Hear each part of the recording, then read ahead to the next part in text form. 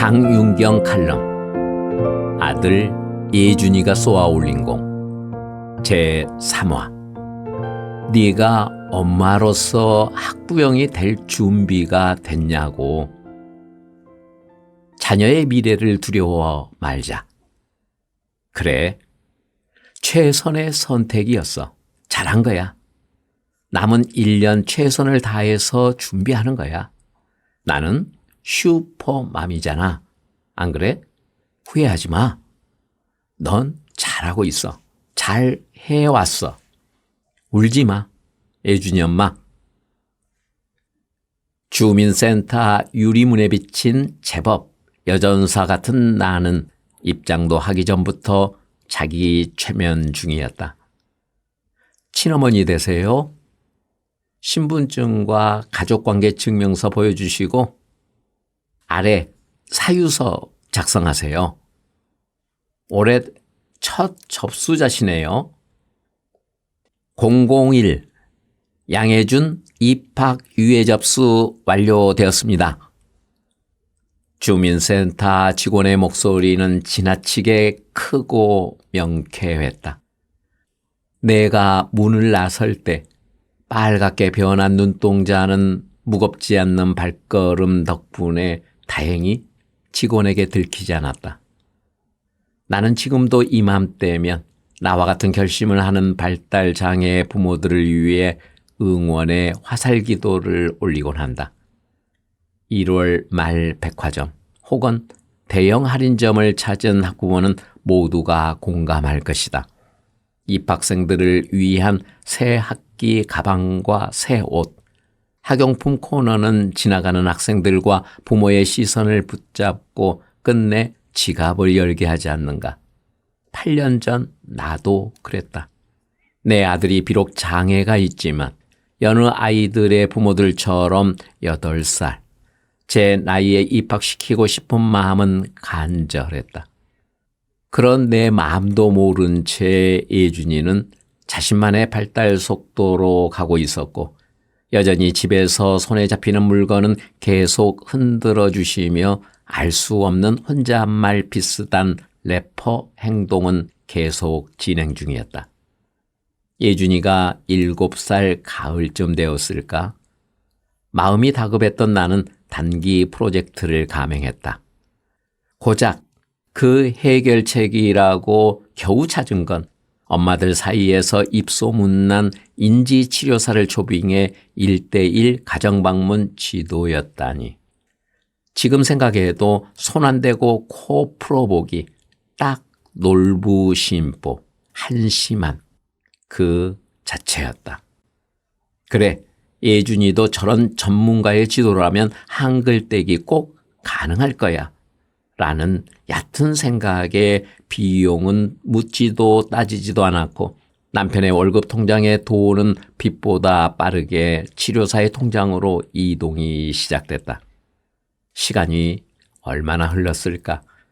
김장철이 가까워질 무렵 우리 집 방문을 나서던 치료사는 결혼 준비를 이유로 더는 볼 수 없었고 예준이의 한글 읽는 소리도 방문 너머로 더는 들리지 않았지만 지금 생각해보면 누가 먼저랄 것도 없이 여기까지가 끝인가 보라는 노래 가사와 닮은 눈빛을 두 사람 모두 보냈건만 미련을 못 버린 건 정작 나 장윤경뿐이었다. 그렇게 나의 아드님은 명품 가방 하나 정도를 가볍게 치료사 통장으로 이동시켜 주셨지만 7살 마지막까지 한글을 떼지 못하자 후회 없음이라는 답도 만들어 주셨다. 다시 생각해봐도 오롯이 엄마인 내 문제점과 마주한 대가로 치른 깨달음의 비용이었다. 12월 초. 혹시 취약 통지서 현관 앞에 벌써 왔으면 어쩌지? 통장님이 직접 가지고 오시려나? 아침이면 아파트 1층 우편함을 바라보며 문 앞을 나서는 습관적 불안이 나를 찾아와 있었다. 예, 밥은 먹었니? 혼자 방 안에 우두커니 누워있는 나를 친정 엄마의 한마디가 일으켜 세웠다. 윤경아, 예준이가 8살이든 9살이든 언제 입학하는 그 시기가 뭐가 중요해? 비장애 아이들 속에 있으면 언제 입학해도 그 애들과 똑같아지긴 힘들어. 일반 학교 가면 네가 다른 아이들과 비교하는 순간순간이 괴롭겠지. 그래도 예준이는 자신만의 속도로 잘 살아갈 거야. 그게 예준이의 운명이야. 중요한 건 바로 너야, 너 자신이라고. 바로 네가 엄마로서 학교 보낼 준비 됐니? 너 자신에게 물어봐. 혹시 입학유예, 네 잘난 자존심 때문에 남의 시선 신경 쓰느라 아직도 결심하지 못한 거 아니야? 내 보기엔 예준이보다 네가 엄마로서 학부형 될 준비가 됐냐고. 그 준비가 된 때가 진짜 예준이 입학 시기야. 엄마가 뭘 알아? 자폐 아이를 키워보길 했어? 엄마도 내가 발달장애였으면 그렇게 유예를 쉽게 말했겠어? 됐어, 됐다고. 다 필요 없어. 엄마, 왜 아침부터 와서 잔소리야? 나는 못내 내 맘을 들킨 게 속상해 방으로 숨어들었고 현관문이 닫히는 소리를 듣고서야 엄마가 가셨다는 걸 알았다. 그땐 몰랐다.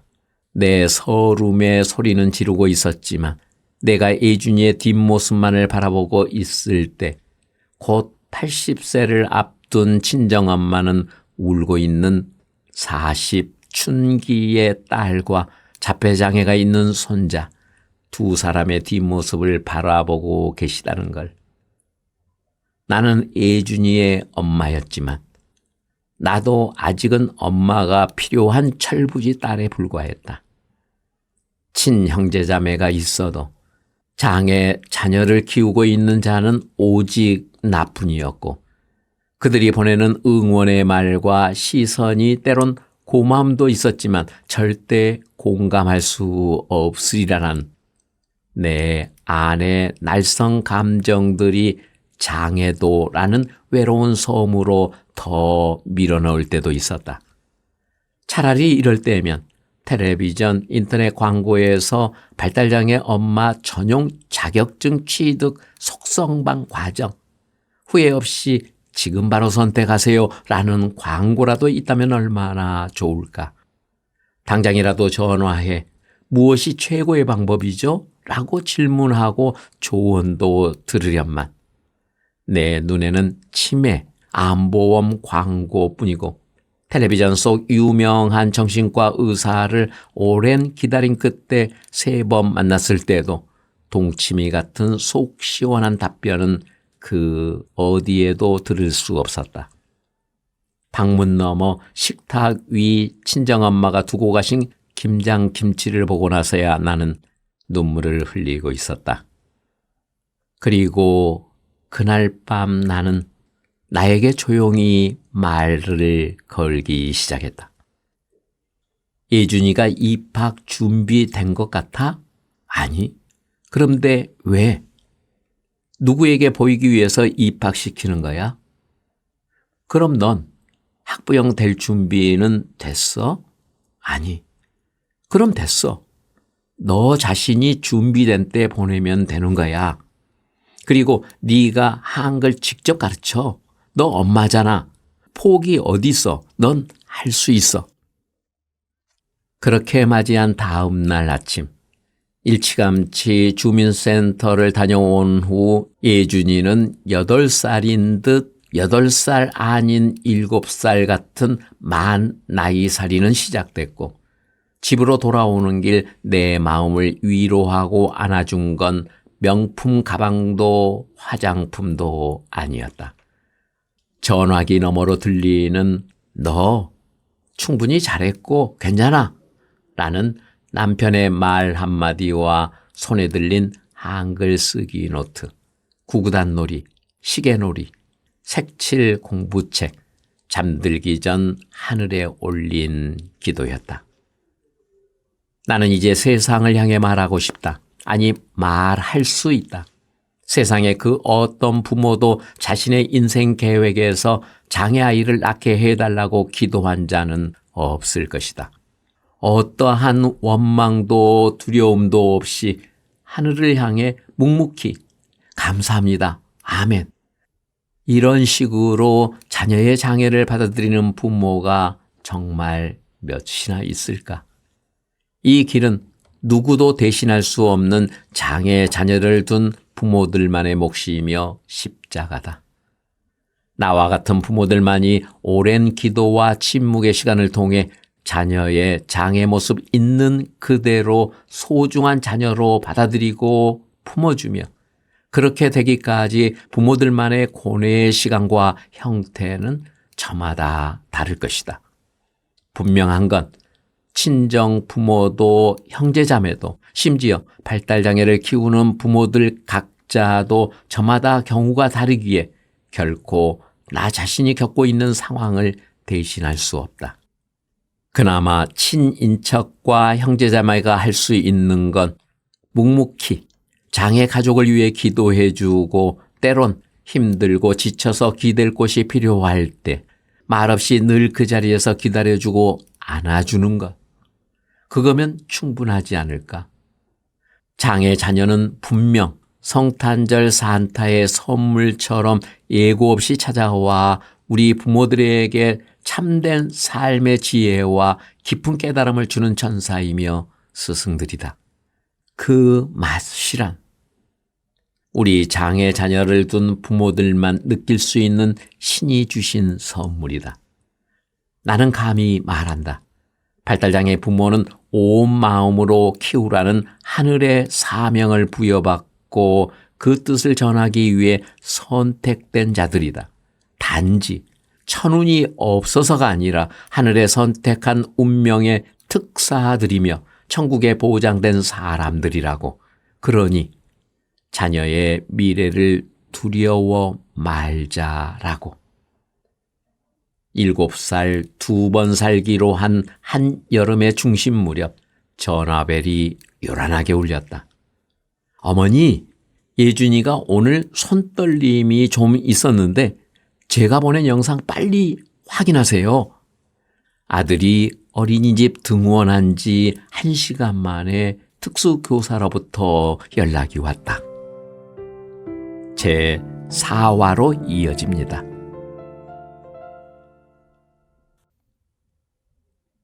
제 4화.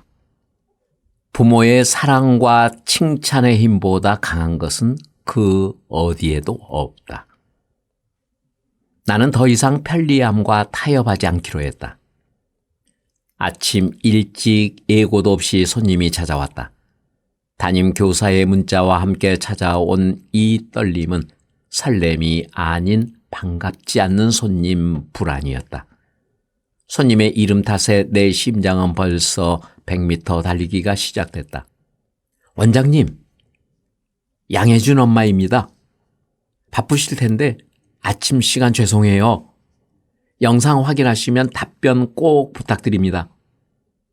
오늘 아이가 어린이집 등원 1시간 만에 담임교사로부터 온 영상 메시지를 병원장님께 보내는 손은 사시나무처럼 떨렸고 아들의 하원 시간까지 확인 숫자 1이 사라지기를 온 마음으로 기도했다. 7살 2번 살이가 시작된 해에도 어김없이 봄꽃은 날렸다. 그 무렵 매일 아들과 마주 앉아 서로의 눈을 마주하는 시간이 길어졌다. 하루는 발달장애 선배맘이 추천한 특수 아동용 자음 카드 한글 학습법이 있다는 입소문에 잠시 귀가 팔랑거렸지만 다행히 내 마음은 동요하지 않았다. 비록 아이가 장애가 있다 해도 내 어린 시절 스스로 한글의 소리음이 완성되는 비법을 터득했을 때 그 감칠맛과 재미를 아들에게도 알려주고 싶었으니 그 레시피는 대략 이러했다. 예준이는 치료사들이 흔히 강화물로 사용하는 젤리, 사탕도 예민한 감각 때문에 절대 거부하는 아이였고 짧은 집중력까지 더해 착석은 어림도 없었다. 이 무렵 우리 집에 관찰용 몰래 카메라가 있었다면 아마도 한글의 소리 음가를 읽어내는 나의 코믹 연기력은 연예대상 신인상은 받지 않았을까 싶다. 지금 와서 생각해보면 특별한 것도 없었다. 칭찬과 사랑의 미소, 그것이 나만의 비법이자 마법의 레시피였으니 말이다. 아무리 입소문이 자자한 인지치료사, 한글학습 전문가라 해도 장애아에게 있어 부모는 그들과는 견줄 수 없는 온 우주요 세상 전부일 것이다. 나는 지금도 확신한다. 그런 부모의 사랑과 칭찬의 힘보다 강한 것은 그 어디에도 없다. 시간이 흐를수록 아들의 눈빛은 새로운 것을 배우고 익혀야 한다는 약간의 불안과 엄마의 칭찬이 고픈 눈빛 그 중간 어디쯤 있는 듯 보였다. 손에 쥔 연필을 흔드는 상동 행동과 혼잣말은 여전히 진행 중이었지만 칭찬이 담긴 내 반응을 보고 싶어 날이 갈수록 착석 시간이 길어졌고 지금도 그 무렵 예준이가 내게 보내왔던 미소를 잊을 수가 없다. 나는 더 이상 편리함과 타협하지 않기로 했다. 예준 언니, 장애아이고 남자아이인데 글씨체가 뭐가 중요해요? 그냥 한글 읽고 받았으면 됐지. 라고 말하는 발달센터 학부형의 말이 무더운 바람과 함께 귓가를 유혹했다. 그러나 글씨는 곧 두 번째 그 사람의 얼굴이다. 라는 어린 시절 친정 엄마의 말씀 덕분에 단단했던 내 글씨체가 나를 한 번 더 붙잡았고 예준이를 비추는 거울이 되어 지금도 아들의 미술 작품과 글씨체를 환히 비추게 될 줄 그때는 몰랐다. 나는 아들과 함께 쓰기를 결심했다. 결코 내가 혼자가 아니라고 몸으로 말해주고 싶었다. 아들의 연필을 쥔 손은 거북이는커녕 달팽이 속도였지만 보채지 않았다. 매일 그 덕분에 나는 아들 옆에서 육아 일기 쓰기가 시작됐고 예준이의 글씨가 한석봉도 울고 갈 만큼 하루가 다르게 정교해지자 소근육 발달은 기본 선물 옵션으로 찾아왔다. 그랬다. 친정엄마의 교육 레시피는 치료사보다 언제나 옳았다. 물들어 올 때 노를 저으라고 누가 말했던가. 아이와 길을 갈 때도 자동차 번호판과 간판에 보이는 전화번호로 수를 익히고 화장실 변기에 앉은 아들 손에 구구단 멜로디북을 쥐어주고 따라하는 작은 입모양을 보고 있자니 아들의 구린내도 향수처럼 느껴졌다.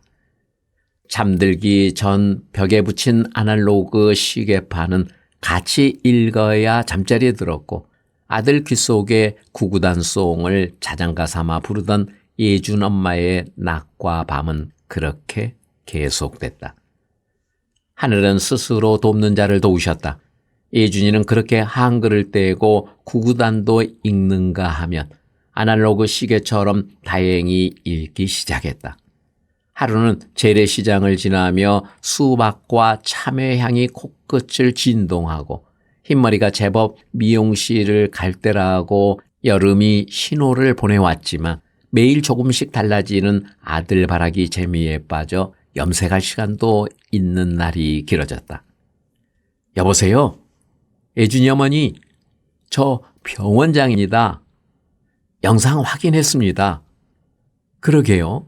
지금 손이 제법 떨리는데 우선 내일 내원해 주시고 약을 조절해 보죠. 너무 걱정하지 마시고 저녁 약은 일단 중단하세요.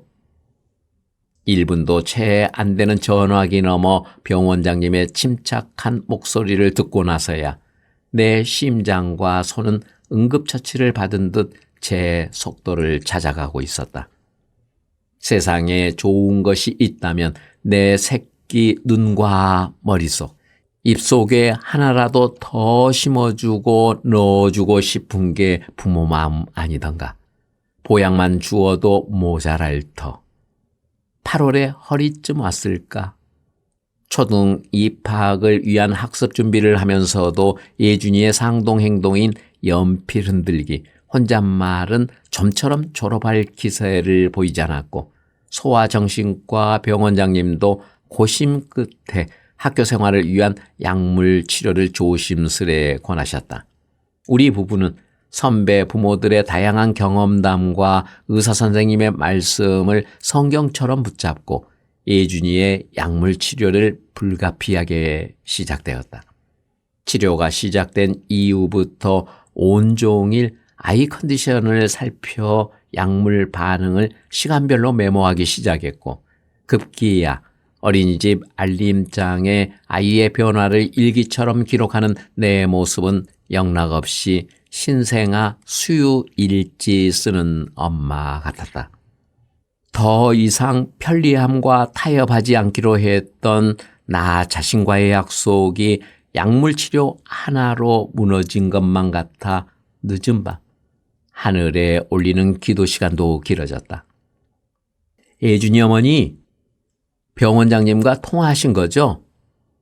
예준이 오늘 미술 시간에 테이프 붙이기를 하는데 약물 부작용 때문인지 손이 제법 떨리길래 바로 촬영한 영상인데 많이 놀라셨죠?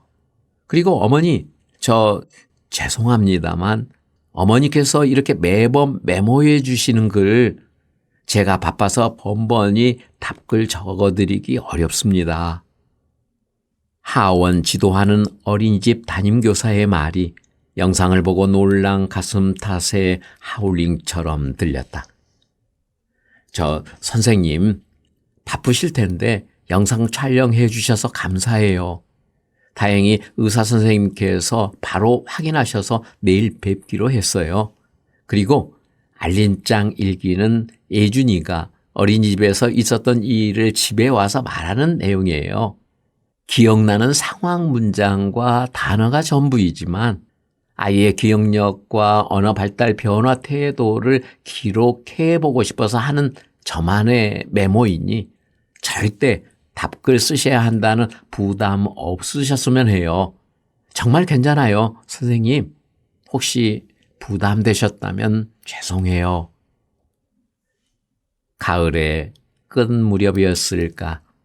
아들의 알림장에 빨간 동그라미가 조금씩 때론 자주 보이기 시작했다. 담임 선생님의 특별한 답글은 아니었지만 예준이의 어린이집 이야기 전달 내용이 맞는 날은 그 문장에 동그라미가 되어 있었다. 담임 선생님도 하원할 때 어머니, 이제는 제가 궁금해서 일부러 꺼내봐요 라는 미소 띤 목소리로 일기 속의 예준이의 변화되는 전달 능력에 놀라워하셨다. 지금 생각해도 아이의 변화가 단지 약물 치료 덕분이었다고는 믿지 않는다. 습관이라는 이름은 우리 모자를 무섭게 변화시켰다. 지금도 나는 예준이와 하루를 마감하기 전 오늘의 이야기를 시간 퍼즐처럼 대화로 맞춰보고 기록하고 있으니 말이다.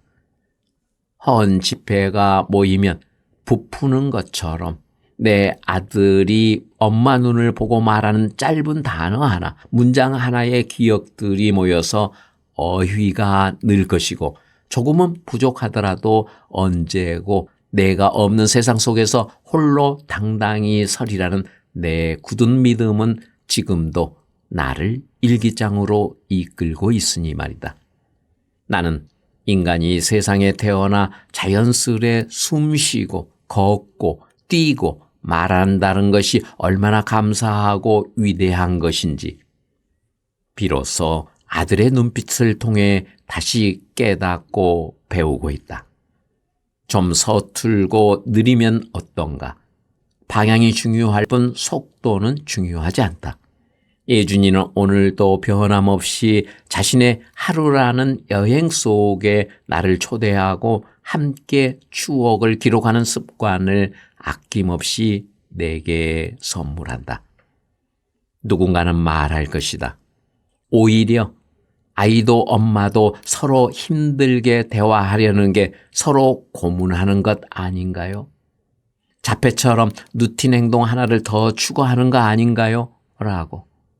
그러나 나는 아들을 통해 배웠다. 그들만의 상동행동은 무조건 나쁜 것이 아니라 자기 조절을 위한 최선의 선택이며 역으로 생각하면 쉽게 포기를 모르는 엄청난 인내심이라는 것을. 나의 일기 쓰기는 자폐인의 상동행동을 따라하며 배운 멋진 습관이며 인내요 삶의 힘이다. 나는 예준 엄마에게 명령한다. 발달장애인의 표현 언어와 지능에는 한계가 있을 것이라는 얕은 생각으로 네 아들의 한계를 만들지 말 것이며 하늘과 한 약속의 초심을 잊지 말라고. 나는 오늘도 이 어린 철학자이자 피터팬과 마주 앉는 이 1시간 남짓의 행복 대화 시간을 매일 신압으로 쌓여간다. 네, 들어오세요. 예준이 어머님. 병원장님의 목소리 너머로 안경이 보였다. 제 5화를 기대해 주세요.